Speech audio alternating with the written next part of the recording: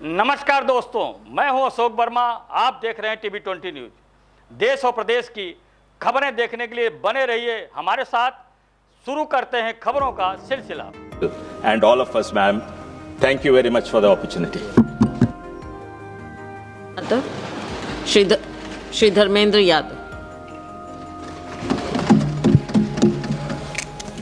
धन्यवाद माननीय सभापति जी कि आपने इस बहुत महत्वपूर्ण चर्चा में मुझे बोलने का मौका दिया। सभापति जी, इस मौके पर मैं माननीय अपने नेता आदरणीय अखिलेश जी को धन्यवाद देता हूं कि उन्होंने पार्टी की तरफ से मुझे इस महत्वपूर्ण बात को रखने का मौका दिया।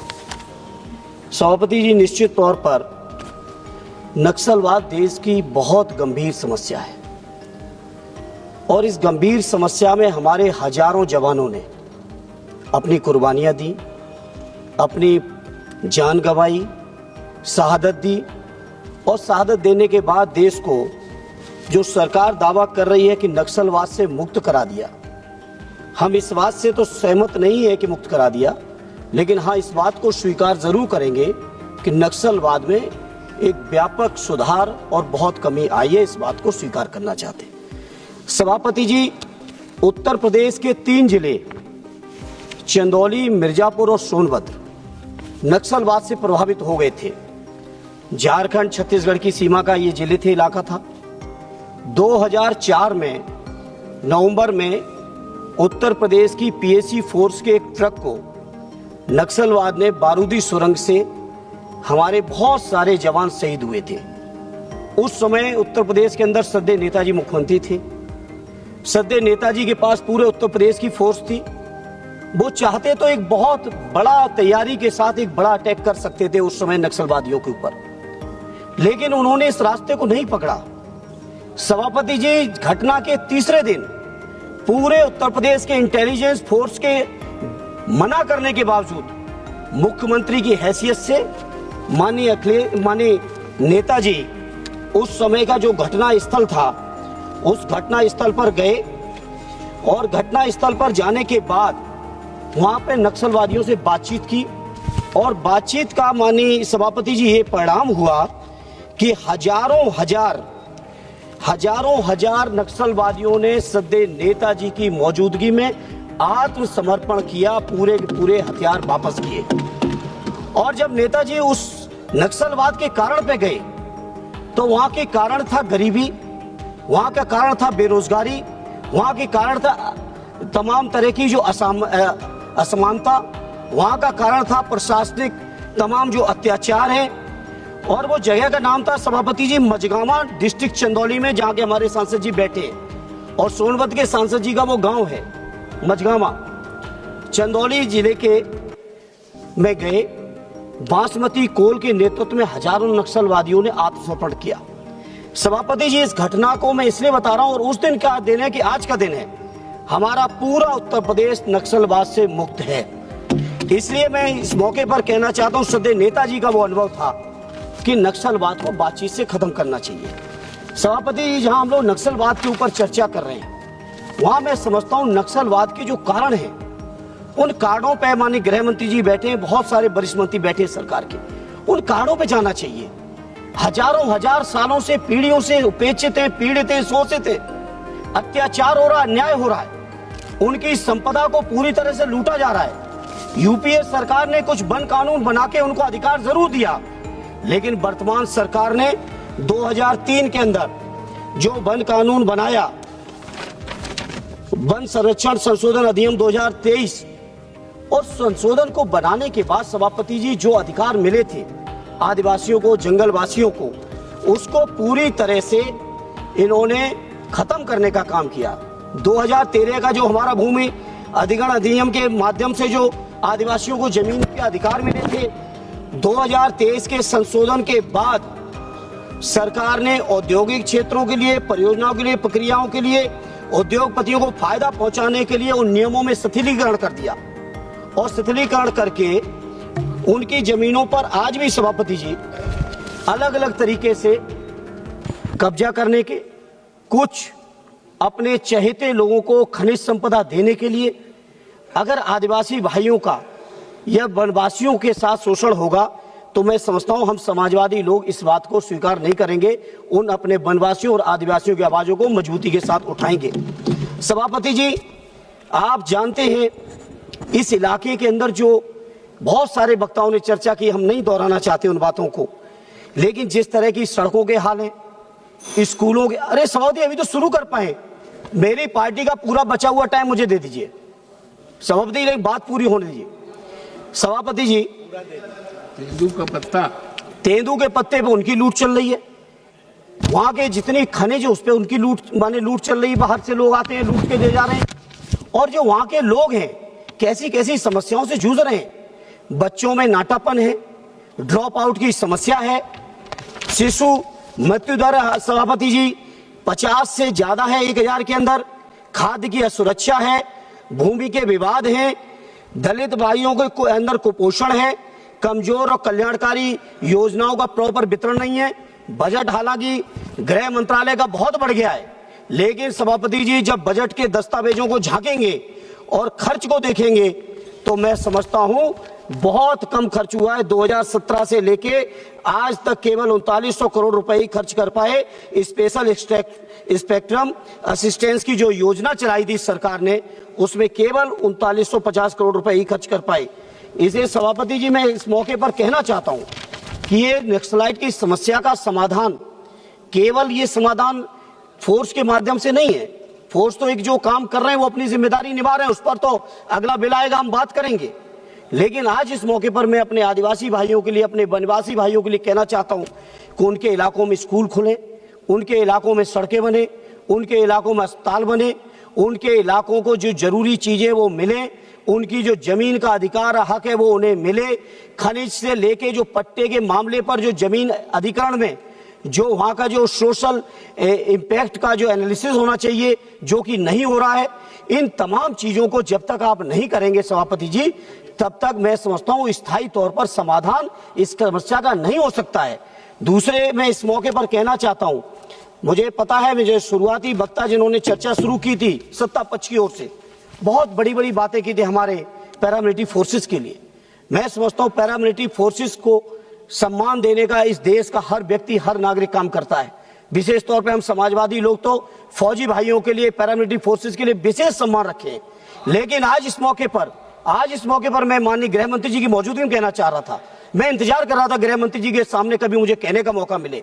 माननीय गृह मंत्री जी, बड़ा अफसोस होता है जब पैरामिलिट्री फोर्सेस के लोग आके मिलते हैं और कहते हैं कि हमारे जब कोई शहीद होता है, किसी के अभियान में कोई खत्म होता है, तो पैरामिलिट्री फोर्स का माननीय गृह मंत्री जी शहीद का दर्जा भी आपने वापस ले लिया है।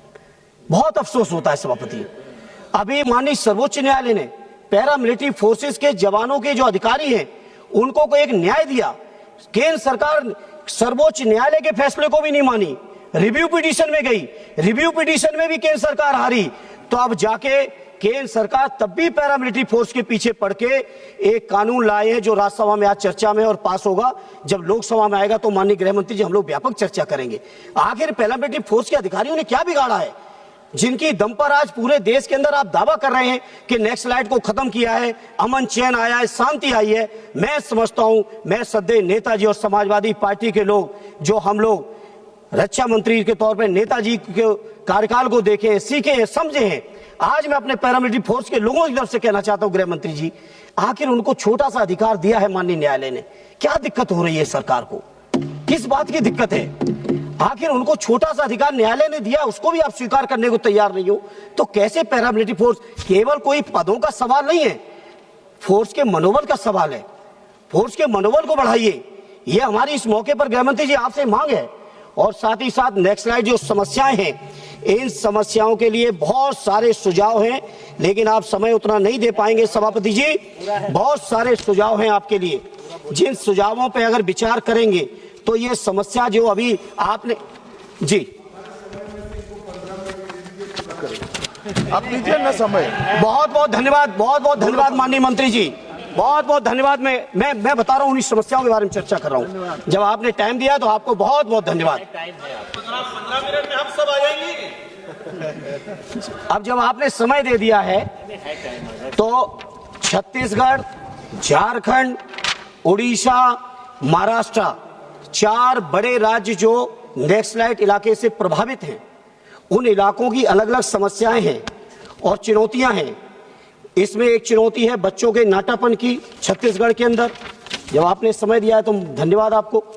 कुपोषण जो मोर देन 40% कुपोषण हो रहा है केवल इस बात के लिए कि उनका खराब टीकाकरण किया जा रहा है और बार बार होने वाले हिंसा से स्कूल और अस्पताल केंद्रों बाधित हो रहे हैं। मृत्यु दर बढ़ी हुई है, खाद्य की असुरक्षा बढ़ी हुई है, विस्थापन बढ़ा हुआ है, भूमि विवाद बढ़े हुए हैं,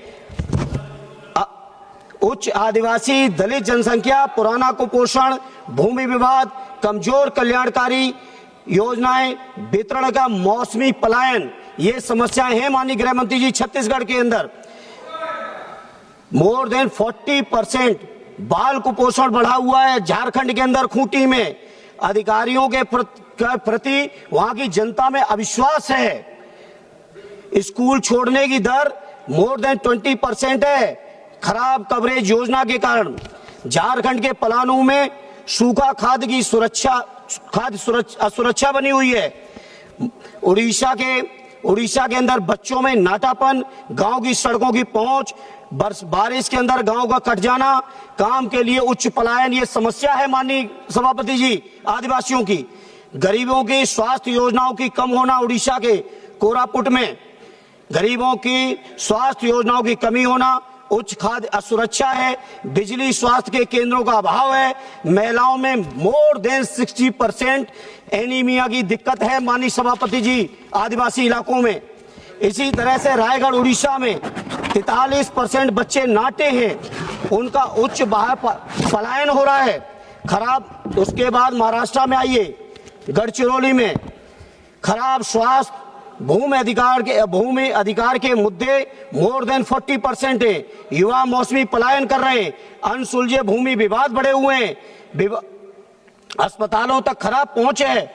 महाराष्ट्र के चंद्रपुर में शिक्षा की बुनियादी कमियां हैं। औरंगाबाद बिहार में उच्च गरीबी रेखा, स्कूल का कम ठहराव, खराब बुनियादी ढांचे हैं। ये तो सभापति समस्याएं हैं। अब आप अनुमति देंगे तो समाधान भी हम बताएंगे। आप दीजिए अनुमति, देंगे समाधान भी देंगे। एकदम संक्षिप्त, एकदम संक्षिप्त। ये सभापति जी समाजवादी पार्टी की कोई दस्तावेज नहीं है, ये केंद्र सरकार के नीति आयोग 2023 की रिपोर्ट है, कैग ऑडिट रिपोर्ट 2023 की है, पीएमजीएसवाई प्रगति रिपोर्ट 2023 की है। इस रिपोर्टों के अंदर ही हम समस्याओं और इनके समाधान को बता रहे हैं।